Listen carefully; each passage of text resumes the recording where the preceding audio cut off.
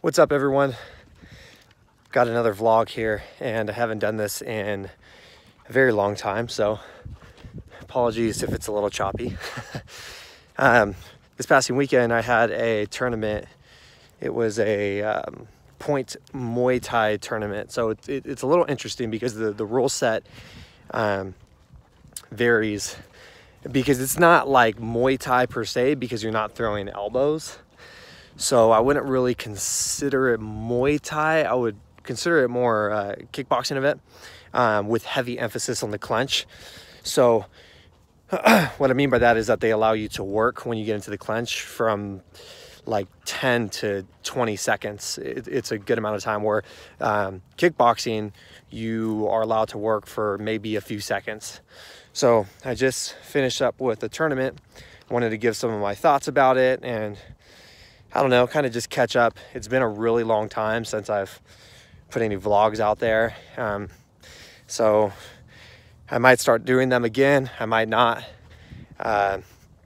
And yeah, here's some of my thoughts. So the first thing is the weight cut. The week of, I cut around like, I had to cut down to 150s, and I gained a lot of weight from, desserts and beer and weightlifting.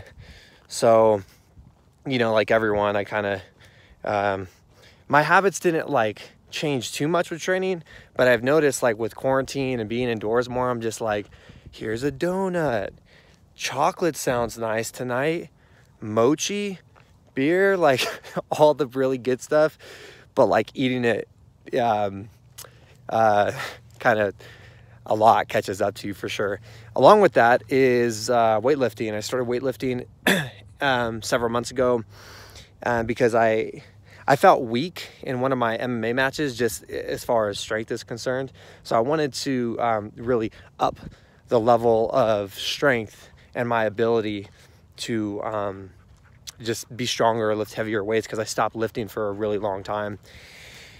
And the weight cut was brutal because I cut 15 to 20 pounds, like 2 weeks out, and then the week of, it was just brutal.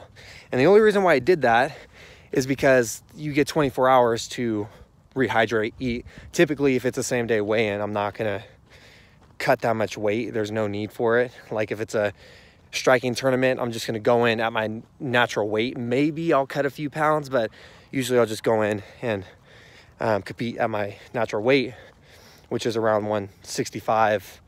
Now it's like 170. So the weight cut was hard. The tournament itself, so I'll backtrack. I won't go into the event right now, but before the event, I really wanted to win it. I wanted to win this championship bracket, and just kind of set that as a goal. So what I did was I wrote down like a long list of different, like my goal to win the 150 championship bracket. And then along with that is different challenges that would come up, different things that I would need to get done, why it's worth the risk, etc., etc. And this whole thing, this like writing prompt, really got started after I read the book With Winning in Mind. I forget the author's name, but it's With Winning in Mind. And he goes into this thing where he talks about, hey, you should write it down, your goal. And ultimately, you shouldn't really focus too much on the outcome and be like real hungry for the outcome. You should be focused on a winning performance. So essentially that's what I did. I wrote down how I wanted to have a winning performance, what it would mean to me, why I'm doing it, my struggles, challenges, different things I need to go through and face, and essentially holding on until the very end, which is the winning performance and ultimately winning the championship bracket. But the main focus isn't on the championship like trophy itself. What's up, man? The focus is to perform very well. So along with that, mind work is the EMDR therapy that I started several months back. And this was after a medicinal retreat that I went to, and I'm not going to get too much into either one. That might be for a different video if you guys are interested. But essentially, in this medicinal like retreat, I found that I was like screaming a lot. I was crying and thrashing and different stuff like that. What does that mean? I think that there was something that my body essentially was trying to tell me, like something's off balance, something is too inflamed. And I started looking more into like nervous system, having an overactive mind, looking into different ways to calm yourself down, try to re-engineer the like overstimulation piece like throughout the day, like taking walks out here and turning off the phone. Typically, like I usually don't make videos like this anymore, but it's usually just me and Dempsey out here walking, and it was nice. Like I got to really reanalyze some stuff after that retreat, and I came back, and when I got back into town, started seeing this lady who happens to specialize in EMDR.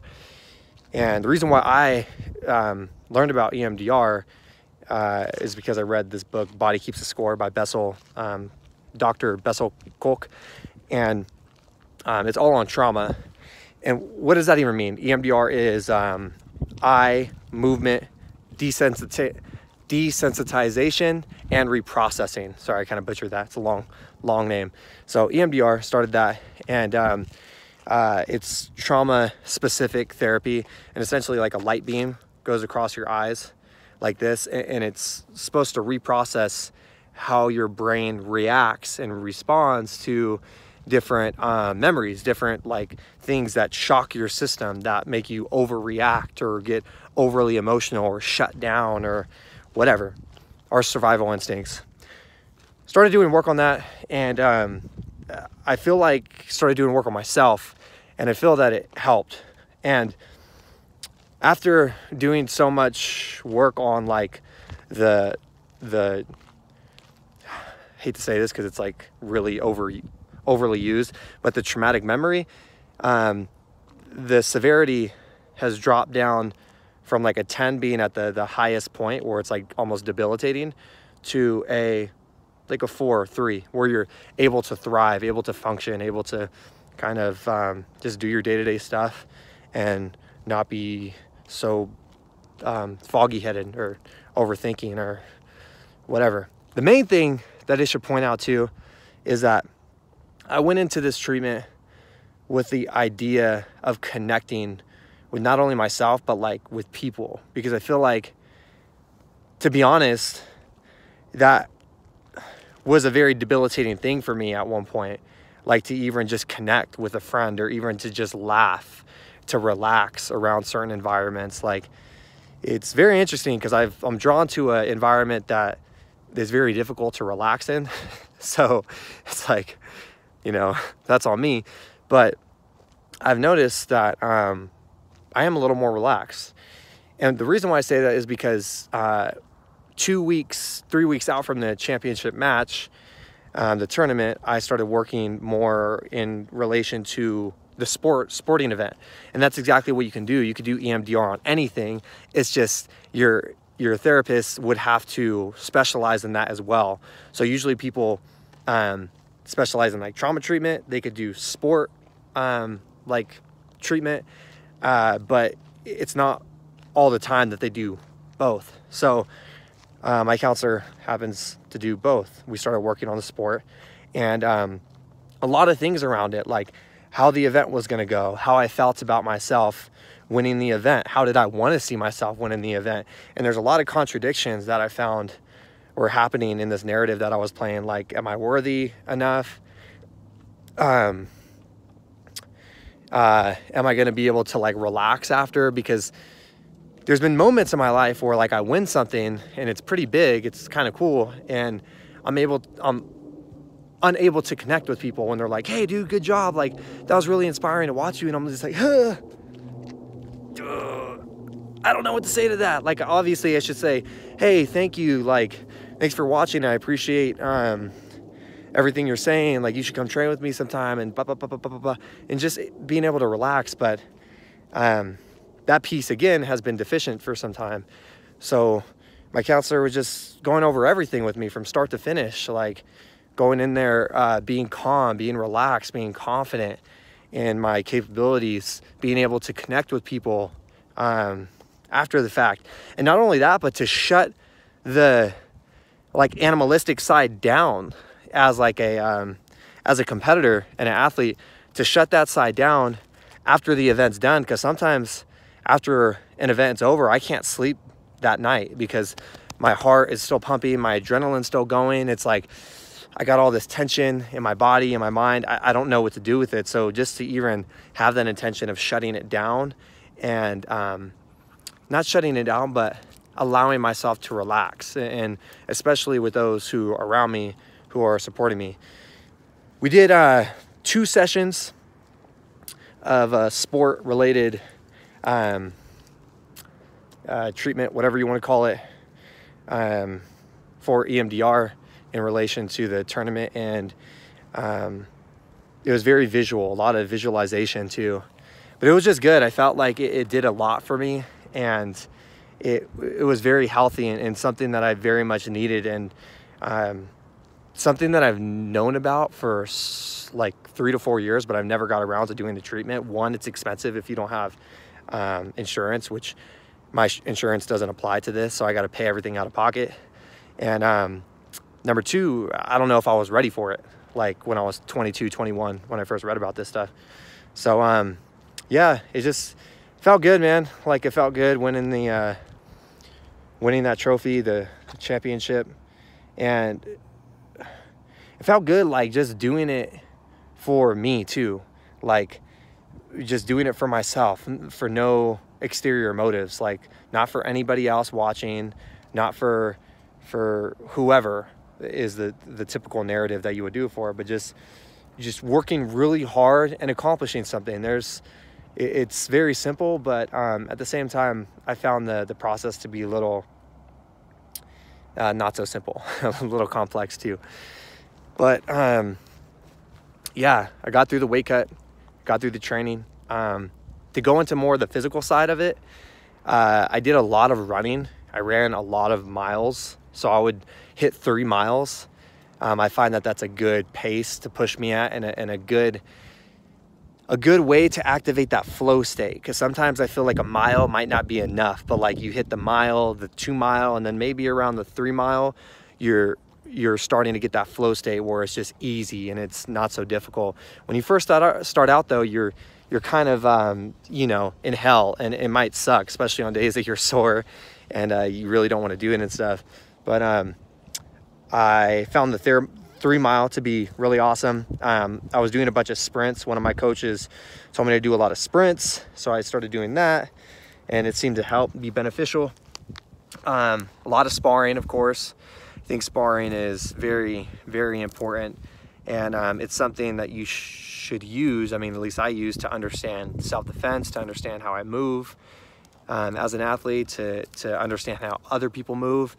And a bigger concept that I've learned over the years is to train with a lot of different gyms, a lot of different schools, different athletes, because sometimes, like, maybe it's your ego or whatever, but sometimes you could find yourself in a room where, like, you're kind of at the top, and you don't really want to branch out too much because you don't really want to get tested, or you don't want to get shut down by somebody else's game. And I found that training with other people who are better than me in all aspects is where it's at, and that's where you improve tremendously.